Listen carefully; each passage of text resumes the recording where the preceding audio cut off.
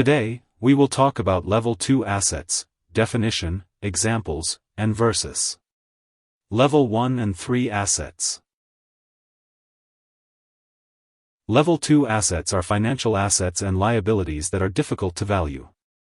Although a fair value can be determined based on other data values or market prices, these assets do not have regular market pricing. Level 2 asset values, sometimes called mark-to-model assets, can be closely approximated using simple models and extrapolation methods. These methods use known, observable prices as parameters. Publicly traded companies are obligated to establish fair values for the assets they carry on their books. Investors rely on these fair value estimates to analyze the firm's current condition and future prospects.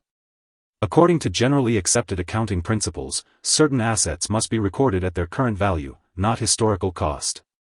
Publicly traded companies must also classify all of their assets based on the ease with which they can be valued in compliance with the Accounting Standard Financial Accounting Standards Board, FASB, 157. 3 different asset levels were introduced by the US FASB to bring clarity to corporations' balance sheets. Level 2 assets are the middle classification based on how reliably their fair market value can be calculated. Level 1 assets, such as stocks and bonds, are the easiest to value, while Level 3 assets can only be valued based on internal models or guesstimates and have no observable market prices. Level 2 assets must be valued using market data obtained from external, independent sources. The data used could include quoted prices for similar assets and liabilities in active markets, prices for identical or similar assets and liabilities in inactive markets, or models with observable inputs, such as interest rates, default rates, and yield curves. An example of a Level 2 asset is an interest rate swap.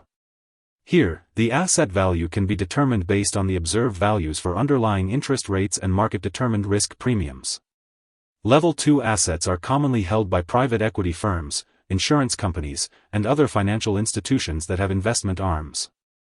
The Blackstone Group LP breaks down its Level 2 assets in the firm's 10K and 10Q filings for shareholders, providing a real-world example of how Level 2 assets are disclosed to investors and the public. Investors and analysts sometimes struggle to identify the difference between Level 2 and Level 3 assets. However, the difference is important, particularly as GAAP requires additional disclosures for Level 3 assets and liabilities. Whether an asset or liability is Level 2 or Level 3 is dependent on the valuation inputs and whether the market data used is available to the public. Here are 3 key takeaways. 1. Level 2 assets are financial assets and liabilities that do not have regular market pricing, but whose fair value can be determined based on other data values or market prices.